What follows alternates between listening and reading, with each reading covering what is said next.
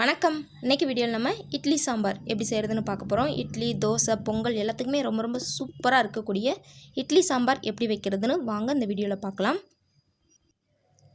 First இந்த சாம்பார் வைக்கிறதுக்கு ஒரு குக்கரில் நான் அரைக்கப்பளவுக்கு துவரம்பருப்பு எடுத்திருக்கேன். இது 100 கிராம் அளவுக்கு இருக்கும்.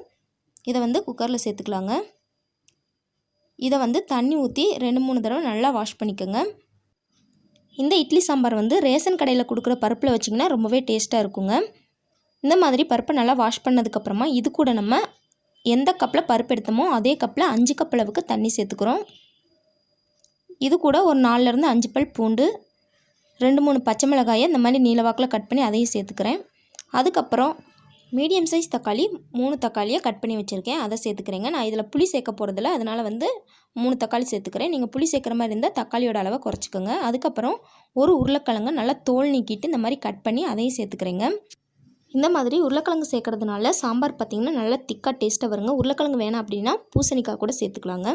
அதுக்கப்புறம் ஒரு 1/4 டீஸ்பூன் அளவுக்கு ஜீரகம், ஒரு 1/4 டீஸ்பூன் அளவுக்கு மஞ்சள் தூள், அப்புறம் 1 டேபிள் ஸ்பூன் அளவுக்கு எண்ணெய் சேர்த்து நல்லா மிக்ஸ் பண்ணி குக்கரை க்ளோஸ் பண்ணி ஒரு 5-6 விசில் பருப்பு நல்லா மசிஞ்சு வர்ற வரைக்கும் இதை வேக விட்டுக்கலாங்க. நான் 5 விசில் விட்டுருக்கேன். 5 விசில் விட்டதுக்கப்புறமா பருப்பு பார்த்திங்கன்னா நல்லா வெந்து வந்துருச்சு. அதில் இருக்க தண்ணியெல்லாம் ஈர்த்துட்டு இதை நல்லா கடைஞ்சி எடுத்துக்கலாங்க. பருப்பை நல்லா வேக விட்டதுனால கரண்டி வச்சே மிக்ஸ் பண்ணாலே போதுங்க. இப்போ இதை தாளிக்கிறதுக்கு ஒரு வாணலி அடுப்பில் வச்சு அதில் 2 டேபிள் ஸ்பூன் அளவுக்கு எண்ணெய் சேர்த்துக்கிறேன். எண்ணெய் சூடானதுக்கப்புறமா கடுகு உளுந்து சேர்த்துக்கிறேங்க.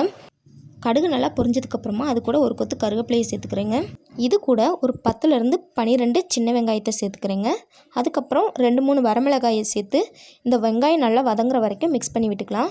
வெங்காயம் இந்த அளவு நல்லா வதங்கினதுக்கப்புறமா 1/2 டீஸ்பூன் அளவுக்கு பெருங்காயத்தூளும் சாம்பார் தூளும் சேர்த்துக்க போகிறோங்க. சாம்பார் தூள் உங்கள் காரத்துக்கு தகுந்த மாதிரி சேர்த்துக்கோங்க. என்னோடய சாம்பார் தூள் காரம் கம்மியாக இருக்கனால நான் 3 டீஸ்பூன் அளவுக்கு சேர்த்துக்கிறேன். சேர்த்துட்டு இந்த சாம்பார் தூளோட பச்சை வாசனை போகிற வரைக்கும் எண்ணெயிலேயே நல்லா வதக்கி விட்டுக்குங்க. சாம்பார் தூளோட பச்சை வாசனை போனதுக்கப்புறமா இதை நம்ம ஏற்கனவே கடைஞ்சி எடுத்து வச்சுருக்க பருப்பில் சேர்த்துக்கலாங்க. அது கூட நம்ம பருப்பு வேக வச்ச தண்ணி இருக்குல்ல, அதை அலசி அதை உள்ளே ஊற்றிக்கலாங்க. இந்த சாம்பார் திக்காக இருந்தால் தான் டேஸ்ட்டாக இருக்கும். அதனால் வேறு எந்த தண்ணியும் சேர்க்க போகிறதில்ல, பருப்பு வேக வச்ச தண்ணி மட்டும்தான். அதுக்கப்புறமா இந்த பருப்பு சாம்பாருக்கு தேவையான அளவு உப்பு சேர்த்து இதை நல்லா மிக்ஸ் பண்ணி விட்டுட்டு ஸ்டவ் ஆன் பண்ணி இதை நல்லா கொதிக்க விட போகிறோங்க. 2 நிமிஷம் சாம்பார் நல்லா இந்த அளவுக்கு கொதித்து வந்ததுக்கப்புறமா கட் பண்ணி வச்ச மல்லி இலைகளை தூவி நல்லா மிக்ஸ் பண்ணி விட்டுட்டு ஸ்டவ்வை ஆஃப் பண்ணிடலாங்க. அவ்வளோதான், ரொம்பவே சூப்பரான நம்மளோட டிஃபன் சாம்பார் ரெடி ஆயிடுச்சு. இந்த சாம்பார் இட்லி, தோசை, பொங்கல் எல்லாத்துக்குமே ரொம்ப அட்டகாசமாக இருக்குங்க. நம்ம உருளைக்கிழங்குலாம் சேர்த்துருக்கிறதுனால நம்மளோட சாம்பார் பார்த்திங்கன்னா நல்லா திக்காக கடையில் விற்கிற அதே சாம்பார் டேஸ்ட்டுக்கே இருக்குங்க. இந்த ரெசிபியை உங்கள் வீட்லேயும் ட்ரை பண்ணி பார்த்துட்டு எப்படி வந்துச்சு அப்படிங்கிறத மறக்காமல் கீழே கமெண்ட்டில் சொல்லுங்கள். இந்த வீடியோ உங்களுக்கு பிடிச்சிருந்தா லைக் பண்ணுங்கள், ஷேர் பண்ணுங்கள். மறக்காமல் நம்ம சேனலை சப்ஸ்கிரைப் பண்ணிக்கோங்க. தேங்க்ஸ் ஃபார் வாட்சிங்.